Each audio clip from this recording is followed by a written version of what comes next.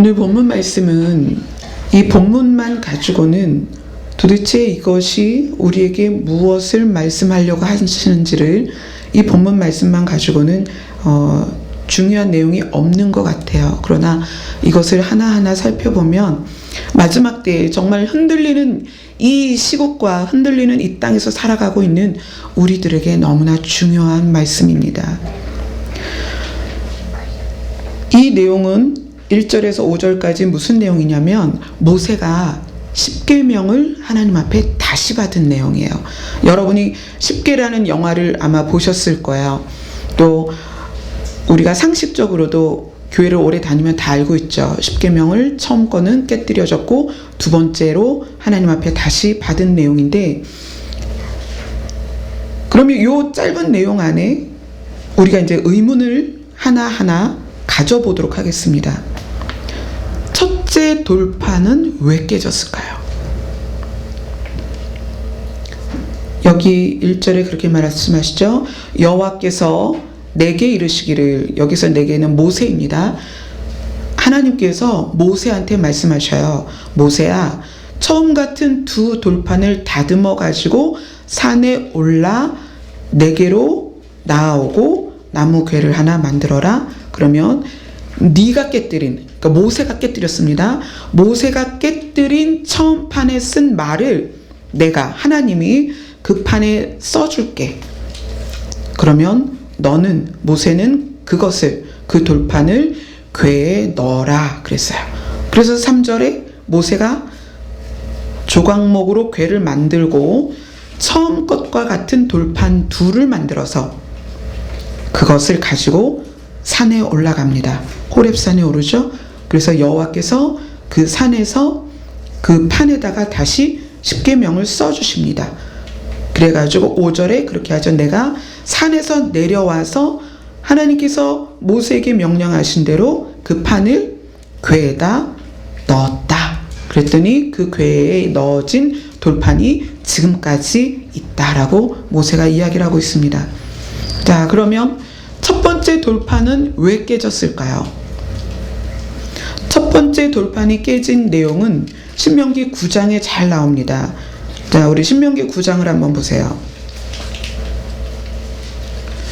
신명기 9장 8절로 12절 말씀 같이 한번 읽겠습니다. 8절로 12절 말씀 시작. 호렙산에서 너희가 여호와를 경노하게 하였으므로 여호와께서 진노하사 너희를 멸하러 하셨느니라. 그때 내가 돌판들 곧 여호와께서 너희와 세우신 언약의 돌판을 받으려고 산에 올라가서 40주 40야를 산에 머물며 떡도 먹지 아니하고 물도 마시지 아니하였더니 여호와께서 두 돌판을 내게 주셨나니 그 돌판의 글은 하나님이 손으로 기록하신 것이요 너희의 총의 날에 여호와께서 산상불 가운데서 너희에게 이르신 모든 말씀이니라. 40주 40야를 지난 후에 여호와께서 내게 돌판 곧 언약의 두 돌판을 주시고 내게 이르시되 일어나 여기서 속히 내려가라. 내가 애굽에서 인도하여 낸 내 백성이 스스로 부패하여 내가 그들에게 명령한 돌을 속히 떠나 자기를 위하여 우상을 부어 만들었느니라. 호렙산에서 모세가 십계명이 적힌 돌판을 하나님께 받습니다. 이때 돌판은 하나님이 직접 만들어서 준비하신 거예요. 그 돌판 두 개를 들고 하나님이 명령하십니다. 너 빨리 내려가. 백성들이 부패했다. 타락했다. 그래서 돌판을 들고 막 내려오면서 보니까 백성들이 뭘 하고 있는 거예요? 네. 자, 16절을 한번 보세요. 9장 16절, 17절 같이 읽습니다. 내가 본즉 너희가 너희의 하나님 여호와를 범죄하여 자기를 위하여 송아지를 부어 만들어서 여호와께서 명령하신 돌을 빨리 떠나기로 내가 그 두 돌판을 내 두 손으로 들어 던져 너희의 목전에서 깨뜨렸노라.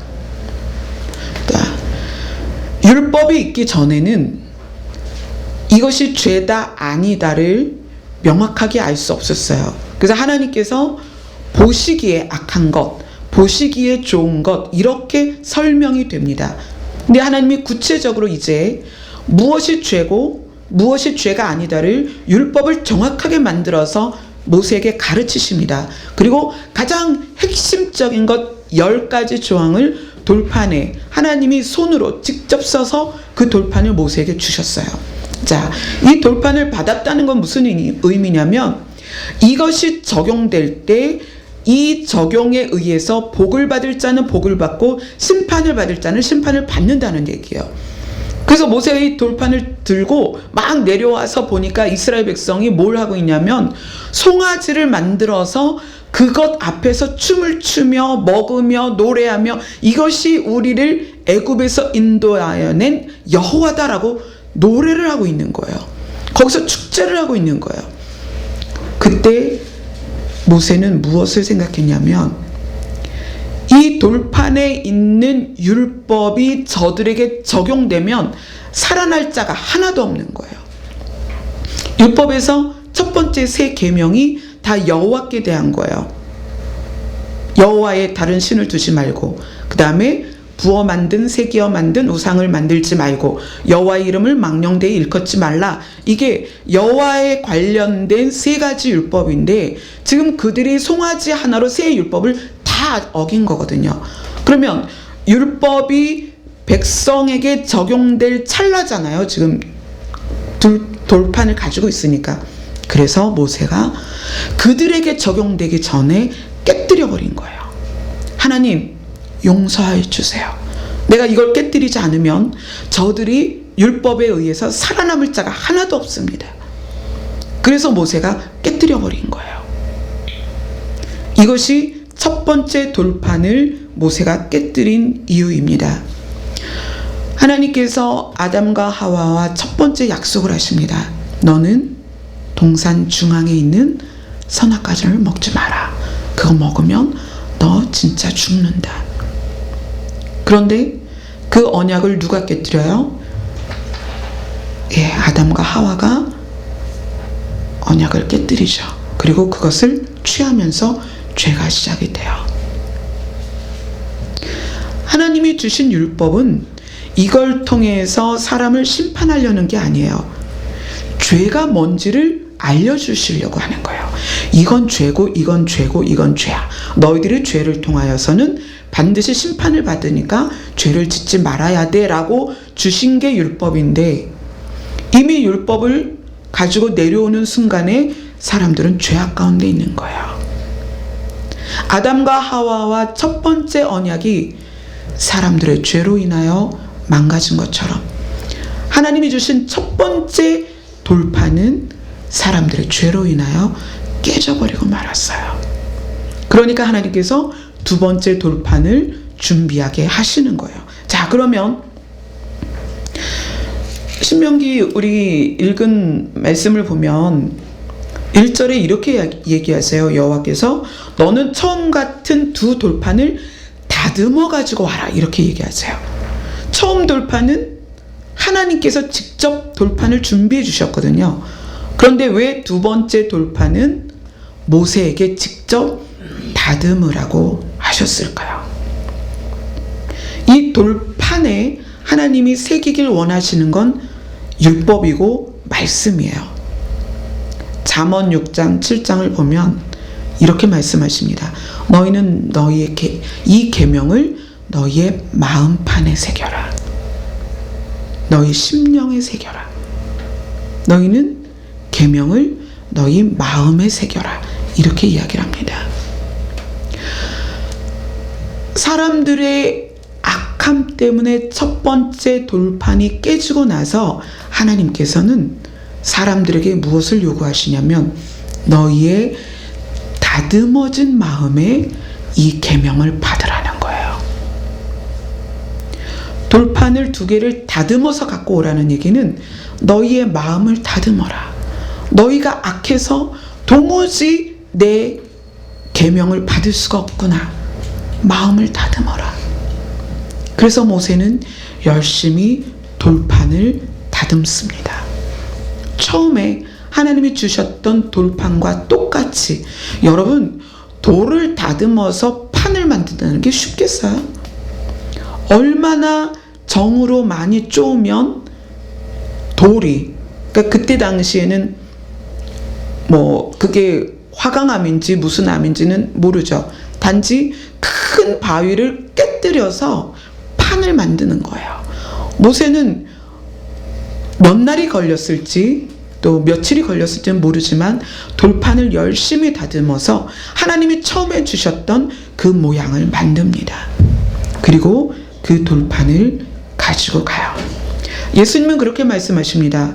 우리의 마음을 무엇이라고 말씀하세요? 밭이다. 그리고 복음을 씨앗이다. 말씀은 씨앗이다. 이 씨앗이 동일한 씨앗인데 어느 밭에 떨어지냐에 따라서 가시밭이냐, 자갈밭이냐, 기립밭이냐, 아니면 좋은 밭이냐, 밭에 따라서 다르다는 얘기예요. 똑같은 말씀이 떨어져도, 똑같은 씨앗이 떨어져도 받는 마음에 따라서 열매가 맺어지는 것이 있고, 떨어지자마자 죽는 것이 있고, 떨어져도 새가 채가는 그런 밭이 있다는 거예요. 오늘 하나님은 이 말씀을 통해서 너희의 마음을 다듬어라. 처음에 내가 너희에게 주었을 때는 너희의 악함 때문에 율법이 너희에게 전달이 되지 못했어. 말씀이 너희에게 갈 수가 없어. 마음을 다듬어라. 모세가 돌판을 다듬었다는 것은 그런 의미입니다. 우리의 마음을 다듬어야만 하나님의 말씀이 제대로 우리 안에 새겨질 수 있습니다. 자, 세 번째 질문으로 가보겠습니다. 자, 첫째, 돌판을 깨뜨린 이유를 봤죠. 그 다음에 왜 돌판을 모세에게 다듬으라고 하셨는지 그 내용을 봤습니다. 세 번째 질문을 여기에서 찾아보면 3절에 이렇게 얘기합니다. 내가 조각목으로 궤를 만들고, 이렇게 나와요. 모세가 하나님의 궤를 만들라는 지시에 따라서 궤를 만드는데 조각목으로 만들었다, 이렇게 얘기를 해요. 이 조각목은 성막을 지을 때 많은 부분에 쓰였습니다. 이 조각목은 시띠나무다라고도 얘기를 해요. 조각목, 시띠나무를 영어 성경에서 보면 아카시아 나무, 이렇게 나옵니다. 우리나라에도 아카시아 나무 많이 있죠. 자, 아카시아 나무의 특징은 뿌리가 엄청 많이 뻗어요. 그래서 일본이 우리나라에 일부러 아카시아 나무를 많이 심었다고 얘기를 해요. 왜냐하면 우리나라에 좋은 나무들이, 우리나라는 특히 소나무라든가 좋은 나무들이 많이 있잖아요. 근데 그런 산림을 훼손할 목적으로 아카시아를 심었다라는 역사적인 고증이 있습니다. 아카시아 나무가 한 곳에 뿌리 내리잖아요. 주변 나무를 거의 다 고사시켜요. 그 뿌리가 영양분을 그렇게 많이 흡수하고요. 뿌리 자체가 굉장히 많이 뻗어나갑니다. 그리고 우리나라에서도 그렇지만 아카시아 나무는 사실 쓸모가 없어요. 목재로서 활용성이 전혀 없습니다. 그런데 하나님은 궤를 만들 때 조각목으로 하라. 아카시아 나무로 해라.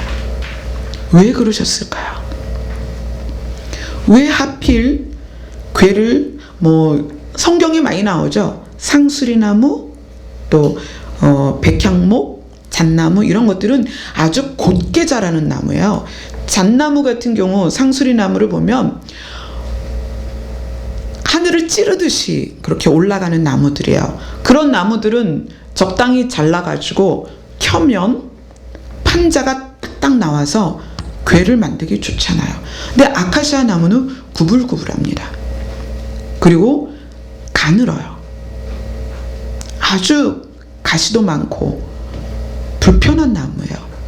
그런데 왜 하나님은 특별히 조각목, 아카시아 나무로 궤를 만들라고 하셨을까요? 조각목으로 널빤지 하나, 아주 조그만 널빤지 하나를 만들기 위해서 굉장히 많은 공정이 필요합니다. 일단 아카시아 나무 자체는 뽑아내기가 힘들 정도로 뿌리가 깊기 때문에 적당하게 잘라서 그거를 켜서 또 수분을 말려서 다듬어서 이 표면을 지금으로 말하면 대패질이겠죠. 그렇게 하기까지 작은 널빤지 하나를 만들기 위해서 수없는 공정을 해야 됩니다. 그건 뭐냐면 그 조각목으로 성막을 지을 때 일반적으로 조각목으로 끝나지 않아요. 조각목으로 어떤 모양을 만들거나 기둥을 만들면 그 위에 반드시 순금을 발랐습니다. 금을 발랐어요. 그 얘기는 우리가 정금같이 나오기 위해서 필요한 과정을 아카시아 나무가 우리에게 설명을 해주는 거예요. 아까 마음을 돌판을 깎는 것으로 비유를 했습니다. 우리가 인생을 살아가면서 얼마나 많은 일들이 있나요? 억울한 일, 속상한 일, 슬픈 일, 마음 아픈 일, 또 비통한 일들이 정말 많이 있습니다. 그러한 일들을 지나오면서 우리 안에 불필요한 것들, 있어서는 안 될 것들을 다 깎아내고 다듬었을 때 비로소 그 위에 순금이 발라질 수 있는 거예요. 그리고 그때 정금이 발라진 그것으로 성막의 도구들을 삼았습니다. 지금 돌판을 넣을 궤를 아카시아 나무로 만들라고 하신 말씀은 우리가 삶을 살아가면서 우리가 얼마나 많이 다듬어져야 되는지를 말씀하시는 거예요. 우리는 본대로 생각하고 들은 대로 결정합니다. 우리는 느낌대로 그것을 발산합니다. 그런데 그것이 과연 옳으냐는 거예요. 우리가 우리의 상처로 기인해서 보여지는 것들을 그게 옳으냐는 거예요. 저는 난시가 심합니다. 그래서 어렸을 때부터 난시 안경을 썼는데 지금은 노안까지 와서 난시와 노안을 같이 쓸 수가 없어요. 그 다초점 안경을 써야 되는데 굉장히 불편하고 어지럽더라고요. 그래서 제가 그냥 불편한 대로 사는데 난시가 있으면 뒤에 여러분들이 다 이렇게 막 겹쳐 보여요. 뚜렷하게 라인이 뚜렷하게 보이지 않아요. 그리고 가까이 있는 건 노안 때문에 또 흐려요. 그래서 그 화장품 병이나 샴푸 병의 설명서를 보려면 이렇게 하고 봐요. 여러분 그거 아시죠? 저는 왜 그 어르신들이 그렇게 하시는지 몰랐거든요. 아니 잘 보려면 이렇게 가까이 봐야 되잖아요. 이게요 가까이 올수록 글씨가 흐려요. 그게 노안이에요. 그러니까 노안과 난시가 겹쳐버리니까 먼 것도 흐리고 가까운 것도 흐리고요. 딱 적정 거리에 있는 것만 또렷해요. 그러니까 지금 선영이는 또렷해요. 근데 지금 박 집사님부터는 이 라인이 불분명해요. 자, 그럼 보세요. 사물은 어떤 것도 변화가 없이 그대로예요. 제 눈이 잘못된 거죠. 제 눈 때문에 그렇게 보이는 거예요. 우리는 우리의 상처로 기인해서 또는 경험으로 인해서 또 우리의 환경에 의해서 보는 시각과 또 생각하는 것들이 달라질 수 있습니다. 그런 게 정상인데 내가 잘못 보는 거죠. 그것이 어떻게 다듬어져야 될까요? 오늘은 하나님께서 너희는 시띠나무처럼 조각목처럼 아카시아처럼 다듬어지라는 거예요. 너희들에게 불필요한 것들, 가시 같은 것들, 구부러진 것, 수많은 뿌리들을 다 잘라내라는 거예요. 그래야 돌판을 담는 궤가 만들어진다는 거예요. 자, 그러면 네 번째 질문으로 갑니다. 오늘 말씀 제목이 너는 그것을 그 궤에 넣으라. 2절에 그렇게 말씀하시죠. 하나님께서 너는 그것을 그 궤에 넣어라. 왜 그렇게 말씀하셨을까요? 자, 여기에서 우리는 괴라고 성경은 적혀져 있습니다. 그러나 이것이 NIV나 킹제임스 버전으로 가면 이게 괴라고 나오지 않아요. 영어로 어떻게 나오냐면 ARK, 아크라고 나옵니다. 아크가 뭐죠? 사전을 보면 아크를 방주다 이렇게 얘기를 해요. 노아의 방주다. 왜 하나님께서는 이 돌판을 방주에 넣으라고 하셨을까요? 왜 이 두 돌판을 방주에 넣으라고 명령을 하셨을까요? 방주는 심판 가운데에서 구원하는 역할을 했습니다. 모세 자신이 그렇게 구원받은 사람이에요. 아기 때, 갓난 아기 때 애굽에 있는 이스라엘 백성들이 자꾸 수가 늘어나니까 애굽 왕이 명령을 내려요. 자, 이제 히브리인들 중에 태어난 아이들 중에 남자아이는 다 죽여라. 그 명령이 떨어지니까 모세의 엄마 아빠가 모세를 낳고 보니까 아들인 거예요. 여자아이는 살릴 수 있는데 아들이야. 얘를 숨겨서 조금 키워봤는데 더 이상 키울 수가 없는 거예요. 우렁차게 울어대죠. 막 먹여야 되고 막 이런데 이거를 숨겨서 할 수가 없는 거예요. 그래서 어떻게 해요? 바구니를 만듭니다. 바구니를 만들어서 그 안에 모세를 넣고 날강에 띄우죠. 그래서 강물을 따라 흘러가다가 모세가 애굽의 궁전에 들어가는 그런 일들과 연루가 됩니다. 모세 자신이 방주에 의해서 구원받은 사람이에요. 자, 노아가 방주에 의해서 구원을 받았습니다. 그런데 한번 봅시다. 방주 자체에서 구원받은 것은 완전하지 않습니다. 노아를 포함한 그 8식구가 방주에서 나왔을 때 그들에게 무슨 일이 있었냐면 노아가 술에 취해서 벌거벗고 또 자녀들이 그걸 보게 되고 또 그걸 통해서 자녀들을 저주하게 되고 그 죄가 다시 시작이 돼요. 모세는 어떻습니까? 그 대바구니에 의해서 모세가 살아났지만 결국은 하나님이 약속하신 땅에 못 들어갑니다. 불완전한 거예요.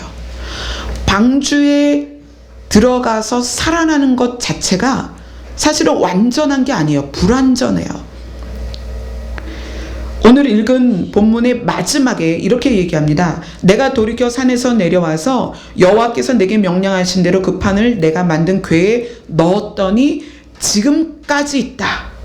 모세가 신명기를 지을 때 그때까지 돌판이 그 궤 안에 있었다는 얘기예요. 그리고 그것이 오픈돼서 사라졌느냐? 아니요. 지금 영원히 비밀 가운데 감추어져 있습니다. 그 여호와의 궤와 돌판은 감추어져 있습니다. 지금까지 있느니라가 우리 세대 지금까지도 적용이 되고 있다는 거예요. 지금까지 있습니다. 그러면 하나님께서 돌판을 그 궤에 넣으라고 하신 것으로 오늘의 이야기가 끝나느냐? 아니요. 이제부터 시작입니다. 자, 로마서를 갑니다. 로마서. 오늘의 말씀이 왜 중요한가? 이제부터 시작입니다. 로마서 3장 31절.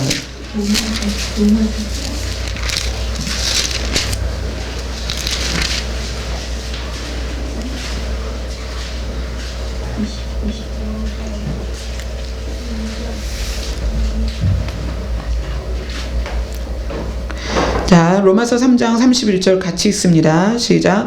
그런즉 우리가 믿음으로 말미암아 율법을 파기하느냐? 그럴 수 없느니라. 도리어 율법을 굳게 세우느니라. 자, 이 질문이 왜 나오냐면 구약의 세대가 율법으로 이루어진 세대입니다. 그리고 나서 예수님이 초림하셔서 우리의 신약이 시작이 됐어요. 신약이 시작이 되고 나니까 율법이 필요 있느냐 필요 없느냐가 대두가 되는 거예요. 예수님이 오시고 복음이 증거되고 나니까 이 율법이 필요 있느냐 없느냐 어떻게 해야 되느냐 지금 그걸 이야기를 하고 있는 거예요. 로마서 13장으로 갑니다. 로마서 13장 8절로 10절까지입니다. 같이 읽습니다. 시작. 피차 사랑의 빛 외에는 아무에게든지 아무 빛도 지지 말라. 남을 사랑하는 자는 율법을 다 이루었느니라. 간음하지 말라, 살인하지 말라, 도둑질하지 말라, 탐내지 말라 한 것과 그 외에 다른 계명이 있을지라도 내 이웃을 내 자신과 같이 사랑하라 하신 그 말씀 가운데 다 들었느니라. 사랑은 이웃에게 악을 행하지 아니하나니 그러므로 사랑은 율법의 완성이니라. 율법을 하나님께서 그 계명을 돌판에 써서 궤에 담아서 지금까지 감추어 두신 이유는 뭐냐면 율법이 구약시대까지는 불완전했습니다. 어느 누구도 율법에 자유로울 수 없어요. 9가지를 지켜도 하나를 안 지키면 율법을 범한 거예요. 그럼 죄인이거든요. 하나님께서는 그 율법이 불완전해서 많은 사람들을 심판 가운데 가게 하는 그 율법을 완성시키기 위해서 예수 그리스도를 이 땅에 보내신 거예요. 예수 그리스도를 이 땅에 보내시기까지 그 율법을 지키기 위해서 하나님은 궤에 넣어라. 궤에 넣어라. 그리고 그것을 율법을 지키신 것입니다. 그리고 오늘 말씀이 그렇게 하죠. 사랑은 율법의 완성이다. 사랑으로서 율법이 완성될 때까지 하나님은 율법을 궤에 넣어서 지키셨습니다. 자, 마태복음으로 갑니다. 마태복음 5장 17절입니다.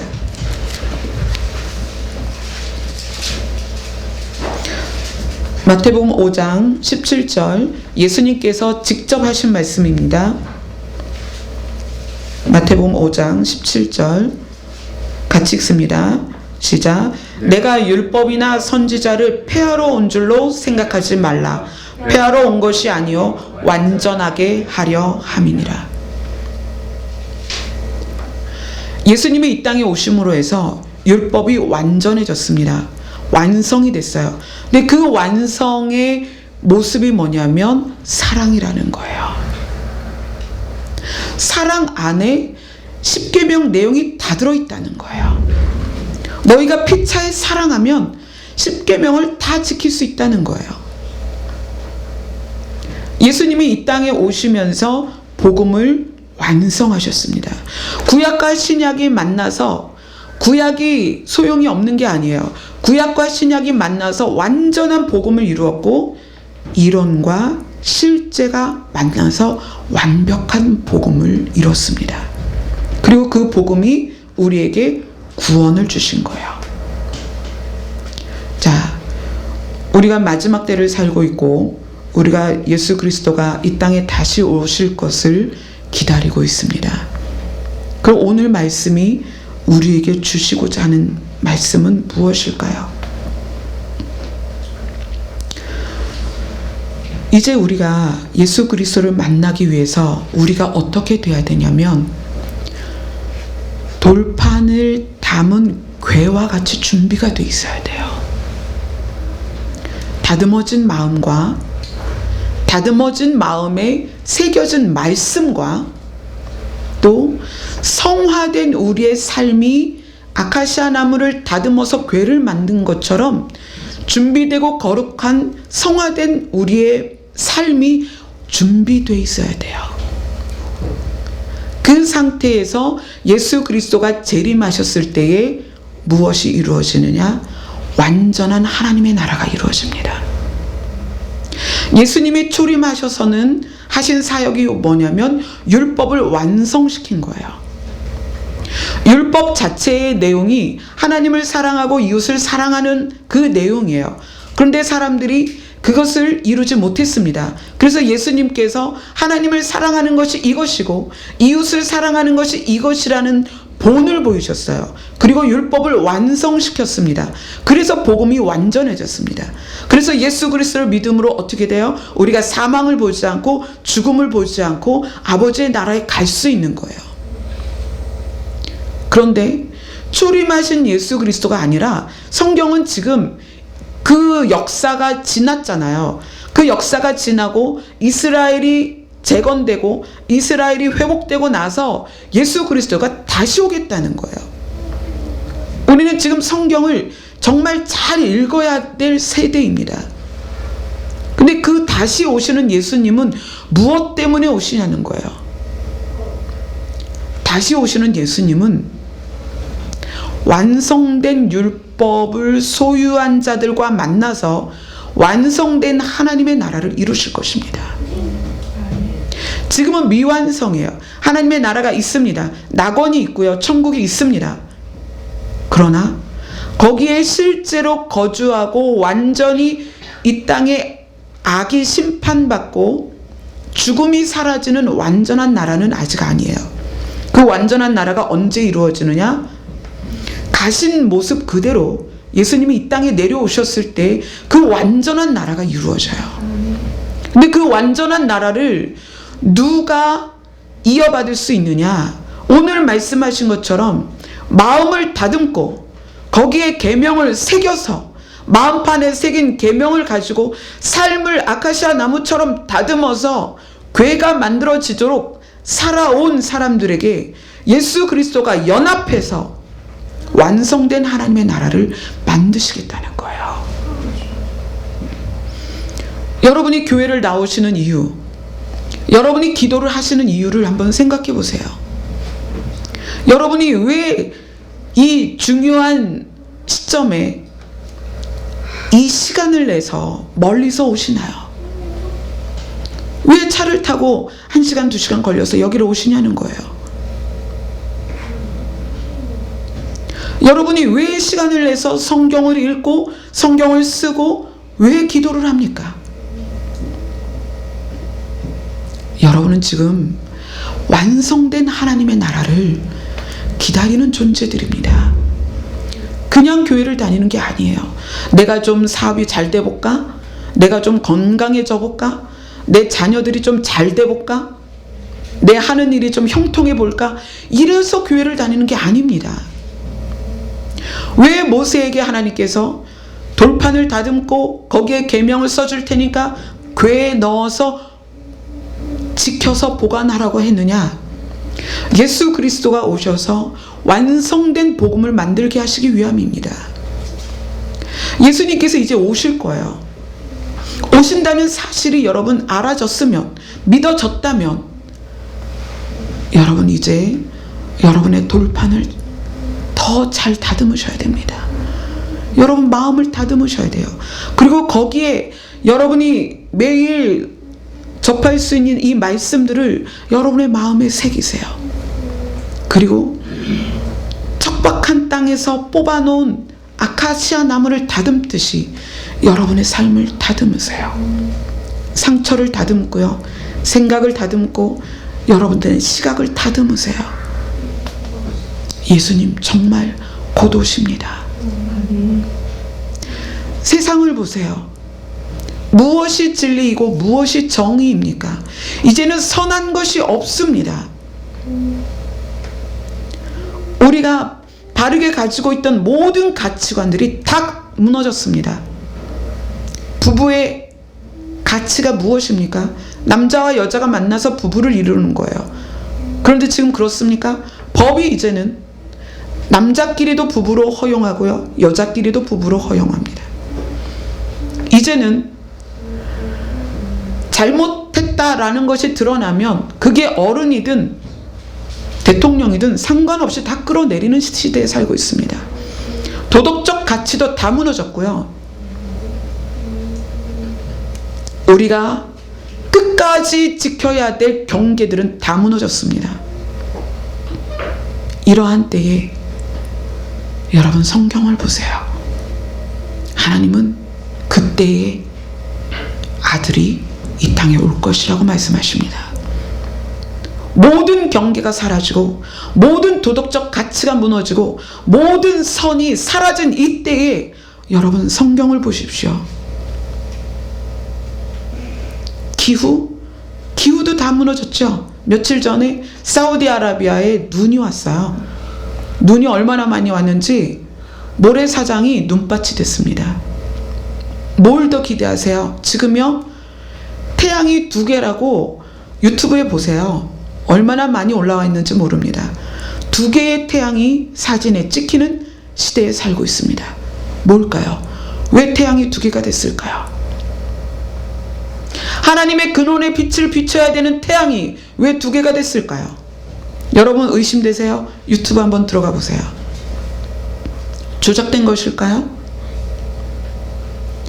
왜 든든히 사람들이 밟고 지나가야 될 땅이 꺼지고 얼마나 어마어마하게 많은 싱크홀들이 생기는지 모릅니다.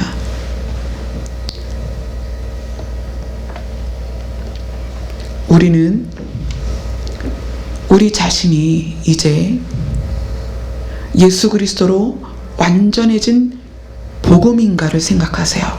나 자신이 교회에 들어있는 돌판으로서가 아니라 예수 그리스도와 연합돼서 완전한 복음이 된 그 복음을 내가 소유하고 있는가? 내가 그 복음 안에 있는가? 내가 그 복음을 누리고 있는가? 내가 그 복음을 증명하고 있는가? 내가 그 복음을, 그리스도의 사랑으로 완성된 그 복음을 사람들에게 증거하고 있는가? 순식간에 예수 그리스도가 이 땅에 오시면 그 복음을 소유한 자, 교회에 들어있는 율법에 예수 그리스도가 연합하여 만들어지는 완성된 복음, 그 복음을 소유한 자들을 예수님이 찾으러 오십니다. 시국이 어지럽고 많은 사람들이 논란에 휩싸여 있는 이 시대에 여러분들 복음을 생각해 보세요. 그러한 많은 일들의 마음을 뺏기지 마세요. 역사는 히스토리입니다. 히스토리가 뭐예요? 그의 이야기예요. 누구의 이야기일까요? 하나님의 이야기입니다. 예수 그리스도의 이야기예요. 히스토리, 역사는 하나님이 이루어 가십니다. 이 나라도 하나님이 이끌어 가실 것입니다. 여러분 안에 예수 그리스도로 말미암아 완성된 복음이 있는지 점검하시고, 만약에 그것이 불완전하다면 다시 작업을 시작하십시오. 마음을 다듬고 말씀을 마음에 새기고, 우리가 아카시아 나무를 다듬듯이 우리가 다시 경건하고 거룩한 자리로 나아가셔야 됩니다. 그래서 다시 오실 예수 그리스도가 이 땅에서 찾는 자들이 바로 나 자신이 될 수 있도록, 여러분 한 사람이 될 수 있도록 그렇게 준비되는 매일이 되기를 소원합니다. 기도하겠습니다.